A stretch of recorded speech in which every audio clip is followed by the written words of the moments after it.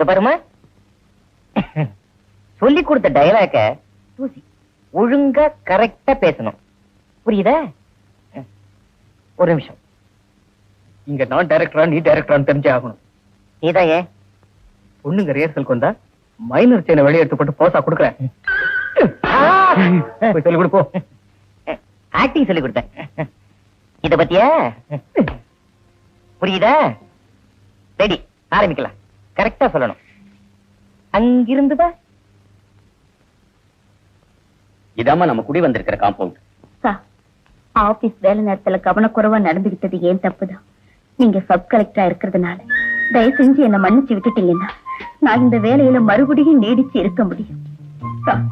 நீங்க சப் கலெக்டரா இருக்கிறதுனால என்ன வேலையில இருந்து தூக்கிடவும் முடியும். நீங்க மன்னிக்கலன்னா என் குடும்பமே நடுத்தருல நிக்க வேண்டியதா வரும். எனக்கு கால் ஊனமான தங்கச்சி ஒண்ணு இருக்கு. அதுக்கு தெலுங்கு பாளையம் வைத்தியசாலையில ட்ரீட்மெண்ட் எடுத்துட்டு இருக்கோம். திடீர்னு இப்படி என்ன வேலையை விட்டு திடீர்னு எடுத்துட்டா எங்க குடும்பமே தற்கொலை செஞ்சுக்கிறத தவிர வேற வழியே தெரியல. அப்பா. என்னம்மா? நான் ஒரு தப்பு பண்ணிட்டேன்ப்பா. அப்பா, நாம இந்த காம்பவுண்ட்குள்ள குடி வருவோம்னு கொஞ்சம் கூட எதிர்பார்க்கல. நீ என்னம்மா சொல்ற? எதிர்த்த வீட்டுல இருக்கிற ஒரு ஆபீசர்ப்பா. இருந்துட்டு போட்டோம். யோ, சாதாரண ஆபீசர் இல்ல, சப் கலெக்டர். உன்னை என்னை விட அதிகமா படிச்சிருப்பான், சப் கலெக்டர் ஆயிருப்பான். ஐயோ, அது இல்லப்பா. அவர் சப் கலெக்டர்னு தெரியாம காலையில ஆபீஸ்க்கு வந்திருந்தப்போ கண்ணாபின்னான்னு பேசிட்டேன். தண்ணி இல்லாத காட்டுக்கு வேற மாத்திருவேன்னு சொல்லிருக்காரு. என்னம்மா அது பைத்தியக்கார பொண்ணா இருக்க? ஆபீசரா இருந்தாலும் பரவாயில்ல, அதுவும் சப் கலெக்டர்.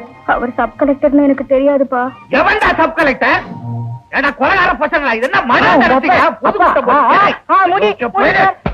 நான் வீட்டுல இல்லைன்னா அயோக்கிய பையல அன்னைக்கு என்னடா சொன்னேன்? என்னடா சொன்னேன்?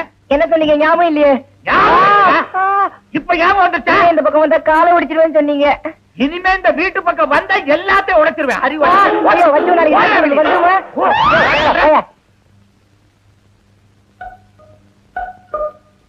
கொஞ்சம் வழி விடுங்க.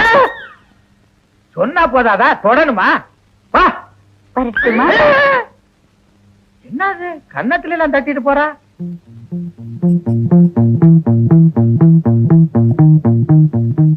டேய் சும்மா டேய், எங்க அப்பா வந்திருக்காண்டா. தோல்ல இருந்து கையேடுறா. உங்க அப்பா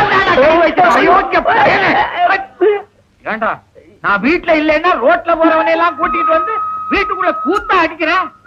இவன் வேலைக்கு கூட லாய்க்கு இல்ல. சப் கலெக்டர் வேஷமா போடுற? சப் கலெக்டர் வேஷம் சாயங்காலம் சாப்பிட வா சொல்றேன். எங்க இவ இருக்க மாட்டாளா?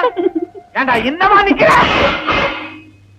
வாராய் நீ வாராய் பிஸ்டன் பம்பே வாராய். தானே ரெடி? தனியனே இது இல்ல.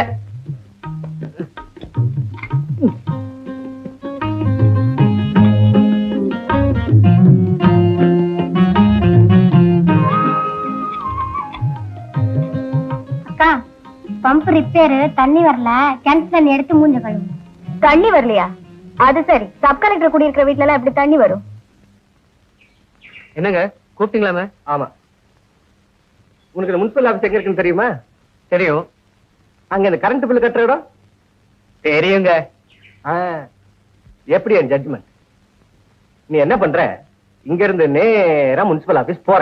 ஏன் வளைஞ்சு வளைஞ்சு போனா ஒத்துக்க மாட்டீங்களா? நீ எப்படி வேணாலும் போ, ஆனா முனிசிபல் ஆபீஸ் போற, இந்த கரண்ட் பில்ல கட்டுற. எனக்கு வேற வேலை இருக்கு. வேற வேலை இருக்கா? இன்னைக்கு சாயங்காலம் எப்படிங்க இருக்கு பாத்துறேன். என்ன காம்பவுண்டுக்குள்ள இன்னைக்கு எப்படி இருக்குன்னு பாத்துறேன். ஒரு பயம் வர முடியாது. என்னங்க நீங்க அப்படி வச்சுக்கிறீங்களே? தொடர கையெடு. வீட்டு மேல சோத்த போட்டா 1000 காக்கா. நமக்குள்ள என்னங்க முனிசிபல் ஆபீஸ், எலக்ட்ரிசிட்டி பில், சாயங்காலம் ரிஹர்சல். என்ன கொஞ்சம் கவனிச்சுக்கிறீங்க? நல்லா எனக்கு சும்மா செய்ய வேணாம். இந்தா இதுல 125 ரூபாய் இருக்குது. 124 ரூபாயில கரண்ட் பில் கட்டுற. போக வர்ற பஸ்ஸுக்கு 80 பைசா, மீதி 20 பைசா இருக்குது. வயிறு நிறைய அதை வாங்கி சாப்பிடு.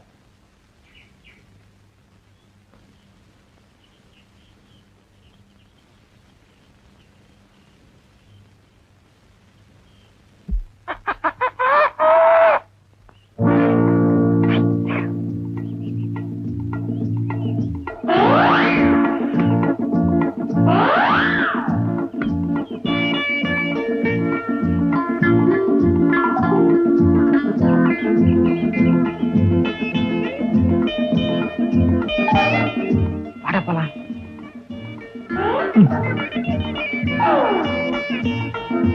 என்னடா இன்னைக்கு இவ்வளவு சீக்கிரம் வந்துட்ட? வீட்டுக்காரன் கரண்ட் பில் கட்டிட்டு வர சொல்லிட்டான். அதான்.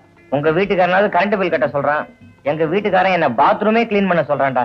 என்னடா பண்றது? அட்லீஸ்ட் ரேசல் நடத்துறதுக்காகவாது வீட்டுக்காரன் அட்ஜஸ்ட் பண்ண வேண்டியதா இருக்கே. வா, போயிட்டு வந்துடலாம். அப்புறம் என்னாச்சுடி? அப்புறம் என்ன, 6 மணிக்கு ஆத்துக்கு வான்னு அவ சொல்லிருக்கா.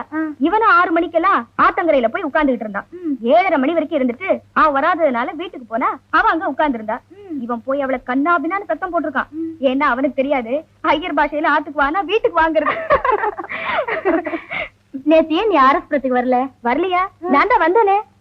ஏண்டி போய் சொல்ற? நான் தான் அன்னபூர்ணா கிட்ட நின்னுகிட்டே இருந்தேனே. அன்னபூர்ணா கிட்ட நீ? ஆமா. இங்க பாரு, நீ வருவேன்னு 6ஆம் நம்பர் பஸ்ஸை விட்டுட்டு உனக்காவே நான் காத்துக்கிட்டு இருந்தேன். என்னமோ வந்தேங்கிறியே.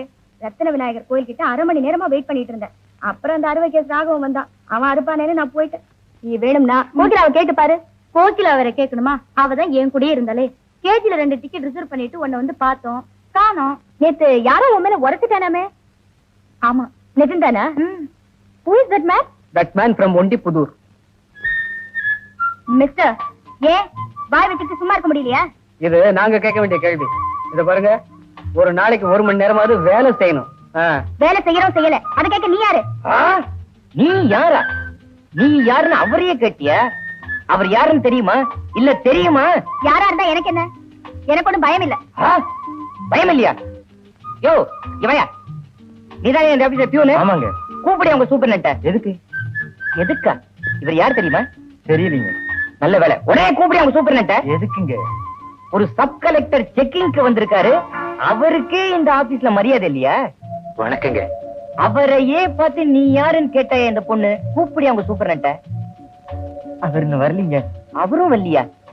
பாத்தீங்களா சார், நான் போய் என்ன சார் சொன்னேன்? நீங்க செக்கிங்க்கு வந்தாதான் எல்லாம் சரியாகும் சொன்னேன். சொன்னது சரியா போச்சு பாத்தீங்களா? நீங்க இருக்கும் போதே பொதுமக்கள் இவ்வளவு கஷ்டப்படுறாங்கன்னு பாத்துக்கங்களேன். அவரையே பார்த்து நீ யாருன்னு கேட்ட? மூஞ்சிய பாருங்க, முள்ளு குத்தின மாதிரி இருக்குது. இந்தா பொடி, வேலையை பாரு. சார், ஒரு சப் கலெக்டர்னு சொல்லிக்கவே மரியாதை இல்லாம பண்ணிட்டாங்க சார்.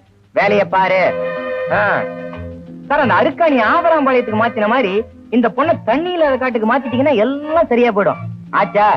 குடு. இன்னைக்கு ஒரு நாள் தான், நாளையோட உங்க வேலை க்ளோஸ். முடிக்கிற முடிய பாரு. இருந்தாலும் பார்த்தா பாவமா இருக்குது சார். இங்கே ஏதாவது பியூன் வேலை போட்டு கொடுத்துருங்க. பியூன் வேலை எல்லாம் ஆம்பளைக்கு தான் செய்யணும். இப்ப அதெல்லாம் மாத்திட்டாங்களா? இருந்தாலும் போட்டு கொடுத்துருங்க. சரி நட, பணத்தை கட்டிய. வா, சூப்பர் போய் கலக்குவோம்.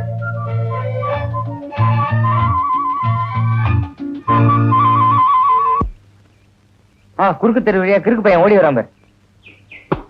என்னடா ஆச்சு? நீ மட்டும் தான் உங்க அப்பா குறிச்சு பணம் எடுத்து வருவியா? நான் இன்னைக்கு எங்க அம்மா எங்க அம்மா எடுத்து பணத்தை பிடிட்டு வந்துட்டேன்டா. அப்பாடா, ரிகர்சல் நடத்த பணம் கிடைச்சாச்சு. ஆமா, ரிகர்சல் எங்கடா வச்சுக்கிறது? நம்ம வீட்டுலதான்.